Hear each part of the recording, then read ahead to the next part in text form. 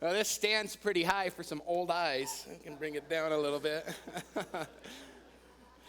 We were teasing each other in first service, so that was kind of an inside joke. Good morning, everybody. Actually, speaking of old, I have a story to tell you to start things off. My wife sent this to me in a message over Facebook, and my wife usually doesn't send me jokes, so I'm pretty sure this is, even though this is funny, that it is a hint, and so I'm going to read it to you, and I think it's a hint about our relationship. This is about a marriage. So there's this old couple. They've been married for 60 years, and they kind of pride themselves on having a great relationship where they keep no secrets from one another, and they share everything with one another except for one thing, and that is that the wife, the little old lady, has a special little shoebox that she keeps up in the top shelf of her closet. And her husband have an agreement that that's her private spot in the house. It's the one place for secrets, and that he's not allowed to look at it, and he's agreed never to look at it. Well, as they begin to age, she gets sick, and the doctor says that she's going to die. And so they begin to prepare for their last days together and kind of putting their affairs together before she goes. And she says to her husband, "Now's the time for you to go get that shoebox, and I'll explain to you what's in it." And so he's like, "All right, I've been waiting 60 years for this." He's a patient man. And so he gets the box, and he brings it down to his wife, and he takes the box over to her bedside, and they open it together. And he looks inside, and he sees tons of money, tons of cash. In fact, the total is $95,000 in cash. And then on top of all that cash are two crocheted dolls. And he says, "What in the world are these two things doing in here?" And she said, "Well, when we first got married, my grandmother gave me some great advice that I followed all of these years. And that was, when I was angry with you, and I was having a hard time moving on, and I was bitter with you, she told me, rather than staying bitter or yelling at you, that I should go and crochet a doll." And he thought, wow, that's a great idea. But he looks in there, and he sees only two dolls, and he's moved that in all of these years, he's only upset his wife twice to that degree. He said, "Man, I thought I was a good husband, but this really validates it. I'm a special husband." And so he's moved, and he's got tears in his eyes, and then he asks his wife, "Well, what's all the money doing in there?" And she said, "Well, that's all the money I made from selling all the dolls." So as if that wasn't a hint enough for my wife, the story included this prayer. "Dear Lord, I pray for wisdom to understand my man, love to forgive him, and patience for his moods.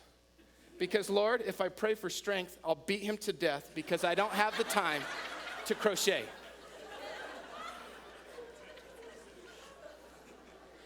I got the picture, babe. All right, speaking of marriages, I'm going to tell you a story today in our series on characters, where we're looking at different characters in the Bible, ancient stories, trying to learn modern lessons. And we're going to look at a girl today who's caught up in a difficult marriage. Her name is Esther. And Esther, if you don't know about her, is one of the most celebrated figures in both Jewish and Christian history. She's a hero. And every year, many people at this time of year celebrate her accomplishments, her decision, her courage. And you're going to hear all about that story in a moment if you don't already know it. This time of year, it's a holiday called Purim. And we actually had a party here last night at Cornerstone. It's a special holiday remembering what God had done through a young girl. Today, I want to introduce you to her if you haven't yet met her. And this is what I want to try to accomplish. I'm going to tell you the story, and then there's a couple things that we can learn about her life that we can apply to ours. And here's what she did special. Beyond being a part of God's saving plan for his people, Esther had the courage to merge her story into God's. God has a story. God's doing certain things. He's about redeeming and restoring the world. He's about redeeming and restoring your life and my life and everyone else around us. That's what God is doing. But we live different stories. And he's constantly working in our lives in such a way as to get our attention to merge our story into his. And that's what happens in this story, the story of Esther that we're going to look at today. And this is what happens for Esther that allowed her to merge her story into God. She understood two things. First, she understood that life is not random. A lot of people like to think today that things just happen and they don't mean anything, that life is random. You just throw your hands up and say, it doesn't have any meaning, there's no significance. But the other side of that coin that's just as unhealthy as saying life is random is to think that life is rigged. A lot of people like to think that life is like having a puppet master in heaven that's pulling all the strings, and we're his pawn. Or some people like to think life is driven by fate, impersonal fate that's out there driving our lives. And so what that leaves us thinking is that our choices don't matter and we have no responsibility for our life. Both of those things aren't true. And Esther learned it. She learned that life is not random and life is not rigged. And she saw God behind the scenes. She made a choice and merged her story into God's, and that's why we celebrate her. It reminds me of a movie called Slumdog Millionaire. Anyone see that movie? Many of you. I'm surprised first service, more of them saw it than you guys. And they're the older crowd. So anyway, let me tell you about the story. All right, it's the story about a little boy named Jamal who's growing up in certain cities in India. And him and his brother basically left on their own when their mother dies. And they go through these experiences, these terrible experiences where they witness traumatic events and they actually go through some really, really terrible things. More than any person should ever have to go through. These kids go through it before they leave their childhood. Well, everything begins to change and you begin to wonder if life isn't random when he is able to make it onto this show, the Indian version of Who Wants to Be a Millionaire. And while he is there, this boy who has really no education, has no business answering all these questions, gets one question after another that has to do with all those traumatic events from his childhood. And so as you watch the movie, you say, wow, life's not random, right? Now, the difference is this. Some would say, oh, that was fate that took him there to be a millionaire. God's not about just that, okay? God's not about that. God's about merging our story into his story, and God is about redeeming and restoring the world. That's what God is doing. And so here's the story from Esther. This story takes place during the time of the Persian Empire. It's one of the many ancient great empires that occupied many of your sections in world history when you were in school. The Persians followed the Babylonians. The Babylonians were a conquering people who conquered Israel, and when they conquered Israel, they hauled away a bunch of Jews to go live as dispersed people in a time called the exile back in Babylon. Well, soon after this happens, Babylon is conquered by the Persians. And the Persians are now the big and bad bully on the block. And the Persians have a series of kings and emperors who kind of are ruling the known world, and they're ruling over these dispersed peoples. The king in our story, the Jewish name for him is Ahasuerus, but the name that you would know him by is Xerxes. And many of you would know of Xerxes because Xerxes would go to Greece later on and get his butt kicked twice in two battles. The Battle of Thermopylae fighting the 300 Spartans, and then the Battle of Salamis. That's the same Xerxes that's in our story, okay? So the Persians are in charge. One of these Jewish families decides to move to the Persian capital of Susa, and on their way, the mother and father die, and they leave an orphan young girl named Esther. Well, lucky for Esther, she has a family member, a cousin named Mordecai, who adopts her as her own and raises her as his own daughter. But I want you to notice that at a young age, Esther had to experience and go through something that might be the worst thing you can think of a child having to go through, losing their parents. Okay? She loses her parents at a young age. God would use that. They end up in Susa, and while they are there, Esther comes to the age of, about the age of many of our students that we're playing up here today, and a crisis hits the kingdom. You see, King Xerxes is very powerful. He's been throwing a party for 180 days, showing off his wealth. After the 180-day party, because his ego is so big, he throws a 7-day party where him and his buddies basically drink together day and night. Well, the problem starts when he summons his wife, Vashti, who's very beautiful, or guys would say she's hot. And he says, hey, I want you to see my wife. And so, he asks Vashti to come and kind of show off in front of his friends. And Vashti refuses. She says, no, I'm not here for just your humor, to entertain you and your friends. You guys are all drunk. You're idiots. I'm staying home.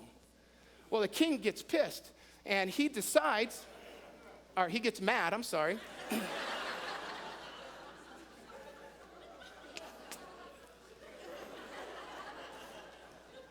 He gets mad and says, we've got a crisis on our hands. You got all these guys with huge egos, but they're very insecure.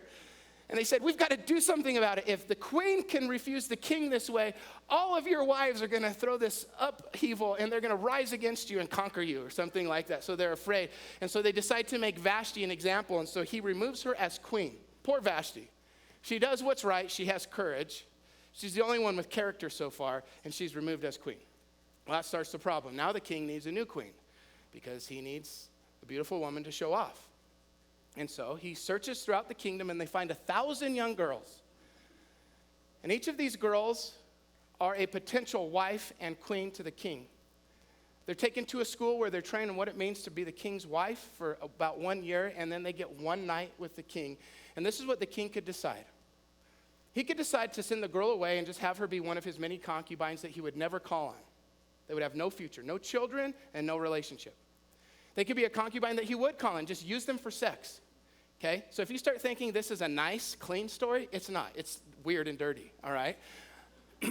The third option is if the king liked him, he could say, okay, I'm going to marry you. You're going to be one of my many wives, and I'll call on you from time to time. But if there was one woman that really pleased the queen, and this is what he was after, he would not only marry her, but he would make her his queen. Well, Esther, like all the other girls, doesn't have a lot of options when she's summoned to come be part of the king's harem. She could have refused and lost her life. But Mordecai tells her to just go with it. To blend in, to follow instructions, to do what you're told, to stay quiet, and to not share your nationality with anyone. Just do what you're told. Well, as all this happens, she gets her night with the king, and the king says, this is my new queen. And he makes Esther, an immigrant orphan girl, the queen of Persia. She goes from an orphan to the most powerful woman on earth at this time. She's queen for a while, and something begins to happen. There's an evil man in the king's cabinet. His name is Haman. And Haman hates the Jews. He not only hates the Jews, but he hates Esther's cousin Mordecai, and he has a grudge against him, and he wants to kill him. And not only does he want to kill Mordecai, but he wants to kill all the Jews. And so because he has the king's ear, he's able to convince the king that the Jews are a threat. Let's kill them all, and here's how we're to do it. If you tell everyone on this certain day that if they were to attack their Jewish neighbors, they can take all of their possessions. So they basically raise up an army fueled by greed. They cast lots to choose the day. They say, by chance that we're going to choose the day. That's where we get the word Pur, and where we get the holiday Purim from that. They choose the date. Mordecai finds out about it. He knows they're in trouble. And so he calls for Esther, because he knows that Esther's life is not random. And he turns to his cousin and says, I need you to do something. And so he begins to tell Esther about what's happening, and he gives her a very big request. And now think about what Mordecai's doing. Mordecai's telling the young girl that he raised as his own daughter to put her life at risk for others. I know you're young, but I'm asking you to do the biggest thing that you'll ever have to do in your life. Now, Esther's afraid. She knows, after all, the last queen that defied the king was removed from her position. But she also knows that there's this law, and you can read it in Esther chapter 4, verse 11. This says that just not anyone can enter into the king's court. You can't come before the king unless you're asked to come. And if you show up without being asked, he could kill you on the spot. That's the law of the land. Esther says, he hasn't summoned me. And not only that, but I haven't seen the king in 30 days. It's not like we're close. That's what she says to her uncle. She basically says, no. There's nothing I can do. There's nothing I will do. Well, Mordecai won't give up. And so he goes about convincing Esther that her life is not random, nor is it rigged. In chapter 4, verse 14, it says this. If you keep silent, Esther, at this time, relief and deliverance will rise for the Jews from another place. In other words, Mordecai knows that God will keep his promise, that he'll protect them. But their family might die. But you and your father's household will perish. But then he asks the question, but who knows whether you have not come to the kingdom for such a time as this? These are the words that convince Esther to do something. What is it that Mordecai's doing? Mordecai is making the point, your life is not random. Esther, what if it wasn't just a coincidence that your family moved here? What if it wasn't just a coincidence that you rose to this age at the time when the king was looking for a new queen? What if it wasn't a coincidence that he chose you because you're the most beautiful of all the women? What if it isn't a coincidence that you're the queen at this time when this evil plan is about to take place and kill all of our people? What if it isn't a coincidence? What if God has been doing something behind the scenes? He says, Esther, look back at your life and see if you see the hidden hand of God. Mordecai tells Esther to look back at her life. And this is what happened when she does. Her eyes are opened and she sees God over everything. It's not just random, unrelated events. She sees the hand of God guiding her through her life, and she's convinced. She might see God for the very first time in her whole life right here by looking back to see what God has been doing. Vashti, the king getting drunk, removing her, Esther being the right age. Maybe God was doing something. Now, some people like to refer to this part of God, this way that God guides our lives, that he uses the good and bad things in our life, even the good and bad decisions of other people to bring about good, as the providence of God. And here's the definition of providence. It's really the theme of the book of Esther. It's the timely preparation and care for future eventualities. See, Esther saw it for the first time, and she's convinced. She changes her mind. See, her story is like ours. God is also working behind the scenes, the timely care of us for future eventualities. God knows our story and cares about it. God uses the things that we would be surprised that he would use. I'm going to go describe that in a moment. Think about it. She's an orphan. She's a woman. It's a disadvantage, and God's using it. Now, before I get to these the couple things I want to mention here, it's a good time to say that a lot of people like to say certain things like, everything happens for a reason. And you could look at this story and say that. And we like to think that that is in the Bible. That is not a verse in the Bible. Those are not the words of Jesus. But there's a different version that makes God a bigger God than just saying that everything happens for a reason. And it comes in Romans chapter 8, verse 28, where Paul says, and we know that for those who love God, all things work together for good. That's different than everything happens for a reason. All things work together for good. God takes everything. He wastes nothing, and he uses it all. And look what he uses in Esther's life. I mentioned earlier that she's an orphan. She's lost her parents. Could that be an advantage for what she's about to do? Well, Malcolm Gladwell has a new book out. Any of you read any Malcolm Gladwell books? Outliers, Tipping Point, Blink, great books. He has a new one out called David and Goliath. That's not about David and Goliath. It's really about advantages and disadvantages. And his point is that a lot of times we think what is a disadvantage to people actually becomes an advantage. And one of the many stories that he tells is the story of young kids who lose a parent. The worst thing that could possibly happen to a young kid happens to them. They lose a parent. Well, a lot of people would think that that would devastate the kids and set them back for the rest of their life. But he said that's actually not the case. Those kids actually become more resilient, more willing to risk. They find more courage in life because they say, hey, I'm facing a struggle right now, but it can't be any worse than what I faced when I was a kid, when I lost my parent. Could it be that God took the death of Esther's parents, even though it wasn't his desire, and said, I'm going to make you a strong, courageous woman so that you're going to be able to stand before the king? Could it be? It seems like it. God uses her gifts. You know, I'm sure Esther had lots of great virtuous gifts, but the gift that God uses here is her beauty. She is smoking hot. The king knows it. He likes her. He likes to see her. And God uses her beauty. Now, this is blowing some of our categories. We'd say, oh, you know, God doesn't look at outward appearance, but the person's heart. That's absolutely true. But God uses everything. He uses her beauty. She's the queen. Here's what else God uses. He uses her gender. Several years ago, I was in a class, and my professor used to do ministry in inner city Chicago. He talked about just being in some very dangerous neighborhoods where drug wars and gang wars were taking place. And he said on a couple occasions that there are some situations in life too dangerous for men.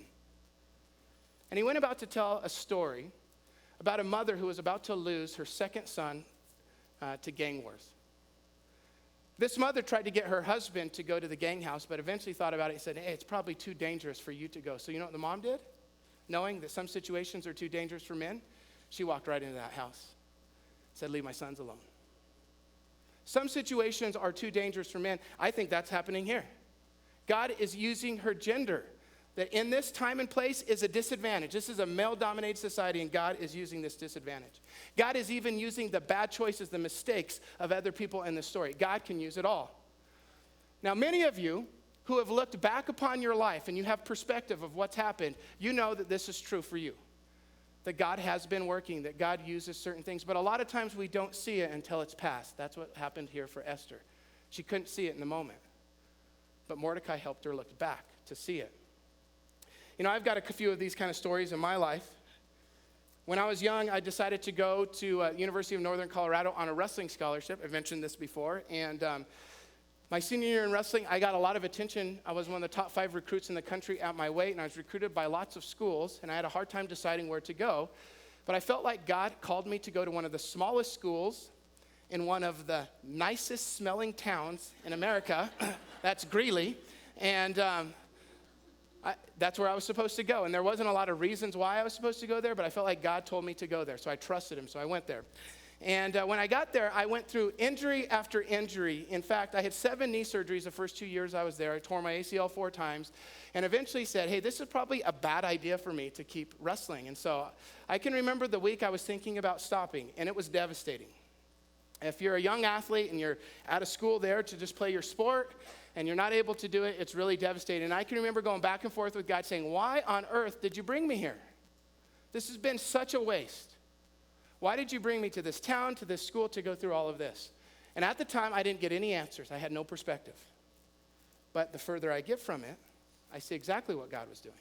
About a month after my decision to stop wrestling, and I had one of my mini surgeries, I got the courage, I've told this story before, to go down to a dance in Denver because I was tired of just hanging around a bunch of wrestlers and I needed to see some girls. And so I was headed down there, and I was going to try to find a girl and get a date. And right when I got there, I saw Elise, and I thought, that's the girl. And so I asked her to dance with me. Then I asked her for a number. Then I asked her for a date. And then a year later, asked her to marry me. I would have missed that dance if I wouldn't have been hurt. My team was in Las Vegas wrestling. What else is interesting about all that? Because I'm absolutely convinced that God took me through Greeley and sent me to the training room for 2 years to meet my wife. I'm absolutely convinced that was one of the reasons he sent me there. 2 years before all this, I met Elise. We both met each other. We weren't interested in one another. God brought it back around. Here's what else God did.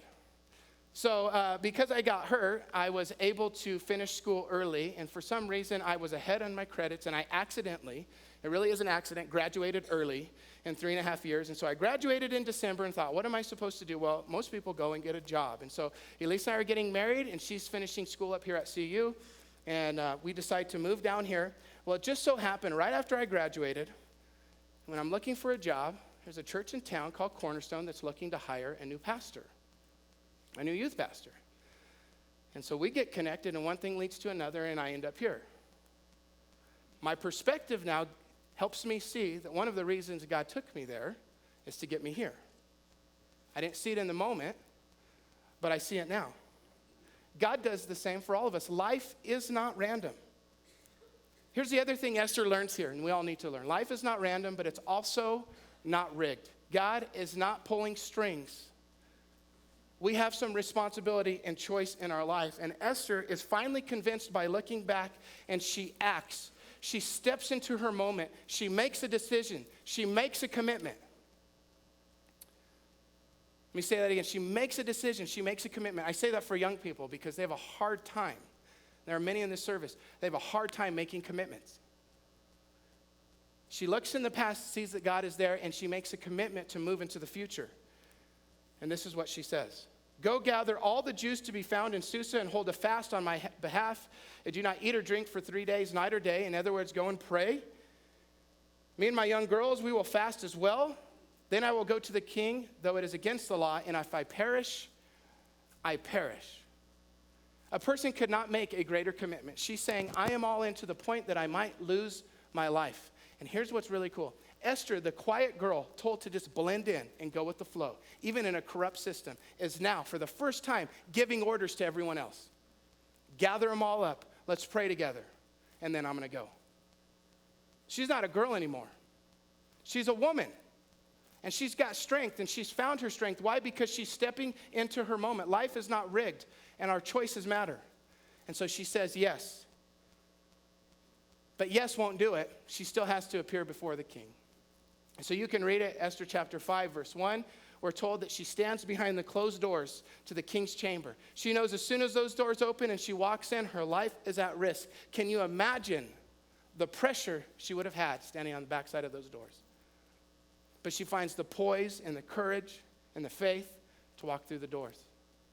She enters in. The king gives her favor, doesn't kill her.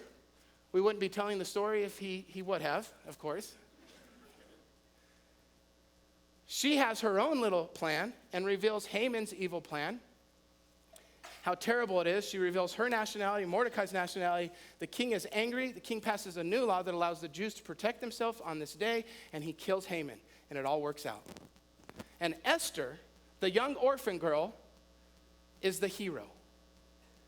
And we commend her for her decision, her willingness to sacrifice. She comes through. She's clutch. She makes it happen. But here's the thing. Think about it. What happened that allowed her no to become a yes? This is where we find some wisdom for our lives. What allows our lives to not be random? What allows us to merge our story into God's? Remember what happened? Mordecai says, could it be that you are in this place at this time with your gifts, with this relationship, for such a time as this? Look back in your life and see if God is not there. And when you see him, be filled with courage to move forward. Be filled with resolve to make the right decisions and move ahead with your life. You see, looking back was the turning point in the whole story. It's what allowed her no to become a yes. Well, God uses Esther to save the day. One of many plans to kill the Jews in history is stopped. Mordecai says this is a big deal. We're to celebrate it every year. You can read about it in chapter 9. He says that we're to celebrate it on the same day every year, and we're to call this Purim. That's where we get the holiday. It's an amazing story.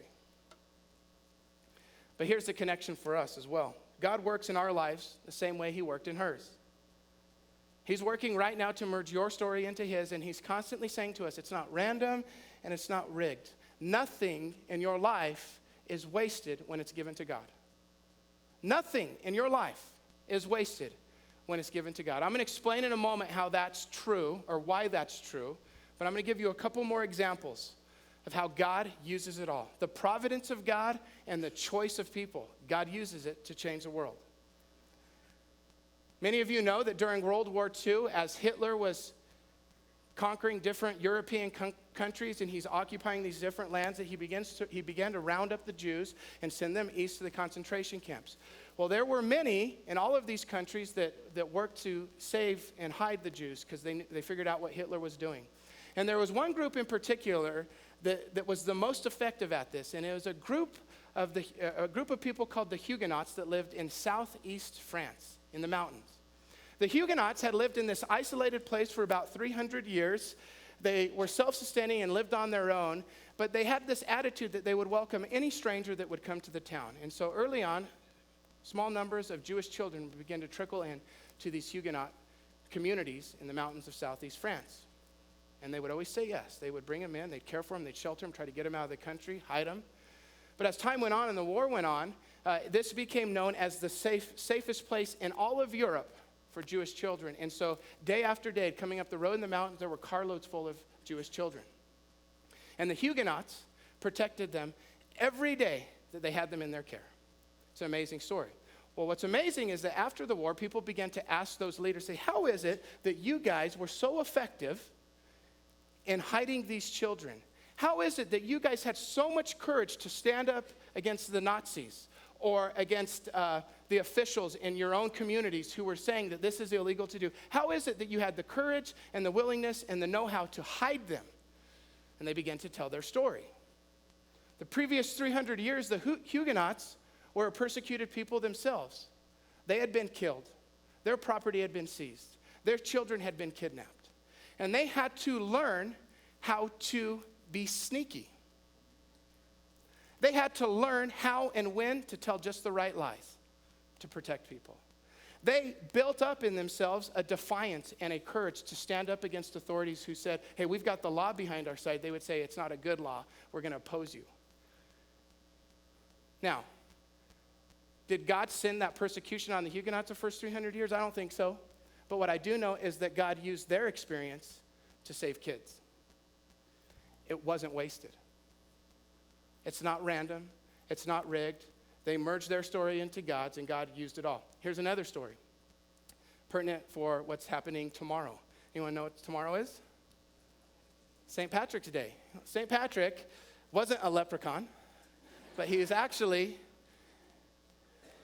also not the maker of green beer, but he was an incredible person. And he's known for just the way he changed Ireland. He built community. He taught the whole country how to read, built farms, cared for everyone that came in his midst. And during his lifetime, he helped lead the entire country to Jesus without force. Okay? He helped win over an entire country to follow Jesus, to love him without force. I don't know if it's ever been done before. I don't think so. I don't think I've ever heard of anything like it. Incredibly effective. He's an amazing person. But did you know that Patrick wasn't Irish? He was born in England.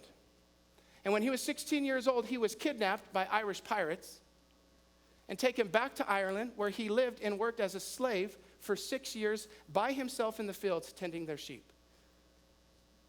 It was during that time that Patrick met God. It was during that time that he learned the Irish native language, which he would use when he would come back. And it was during that time that he grew to love and know the Irish.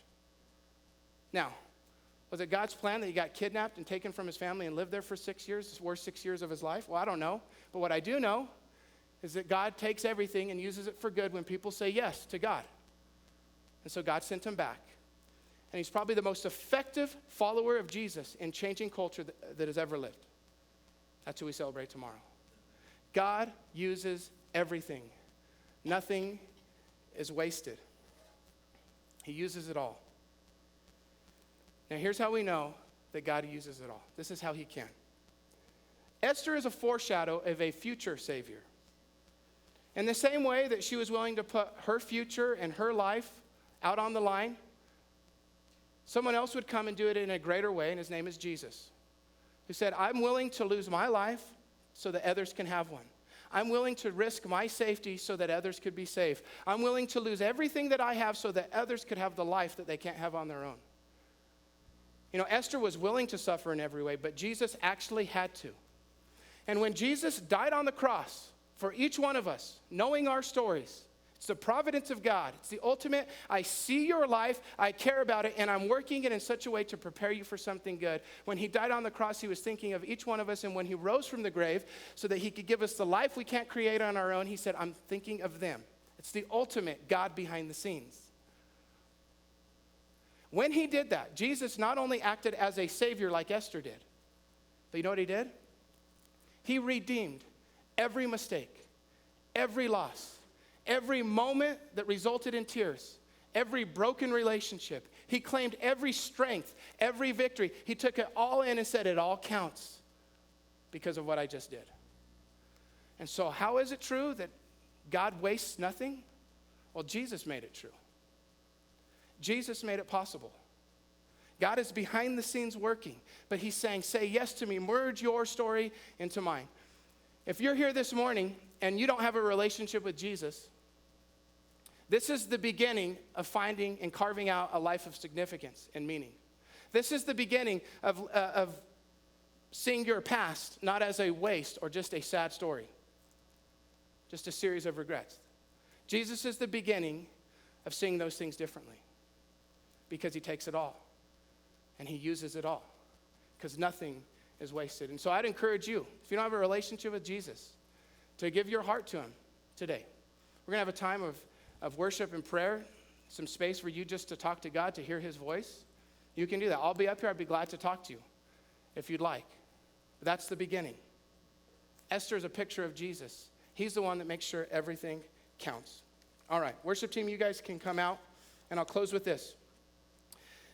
Just as is true this time of year, Jews get together, and even those that just read the scriptures and say, I want to celebrate Purim, we get together and we celebrate and say, hey, God gave him a second chance. When we get together on Sundays, you know what we're doing? We're getting together to say and celebrate God gave us a second chance, and it came through Jesus. And so we respond with worship and thankfulness. That's why we do what we do here every Sunday, because we want to respond that way. But there will be some of you that are having a hard time this morning. And I want to invite you to come up and receive some prayer. Our prayer team's going to be up in the front. There are some of you that right now you're going through something difficult and you're not able to see what God is doing right now. It's hidden. It doesn't make sense, but you're trying to believe that life isn't random. come up and receive some prayer. For some of you that maybe as I was speaking, or even what God is doing day to day, you're beginning to look back in your life and say, boy, God seems to be behind what's happening in my life. What does this mean? I want you to come up and receive some prayer. There will be others that when you think of these moments, and moments really do change people, don't they? Choices and moments change us. You look back at your life and you said, man, I've missed so many moments. I've said yes to the wrong things and no to the right things, and I have tons of regret. Well, spend some extra time coming back to Jesus, who says, hey, I can use it all. There's second chances. There's third chances. There's fourth chances. And for some of you who are right now going through something difficult, you're in that moment. And it feels just as risky as maybe what Esther went through. Receive some prayer. Spend some time letting someone care for you, hearing from God, and letting him work in your life. All right, let's pray together. Prayer team will be up here in the front. They'll also be in the back. You can find one of them. They're glad to pray with you. Lord, thank you for this story. Thank you that although this is a big story, it's very unique in history. It's very unique to Esther. Many of us don't have the same day-to-day experience that she had. What we do see is how it is very similar to ours. You are the God who's behind the scenes of all of our lives. There is nothing that has happened that you have not seen. And you are constantly trying to get our attention. And Lord, I pray that we would give it to you today.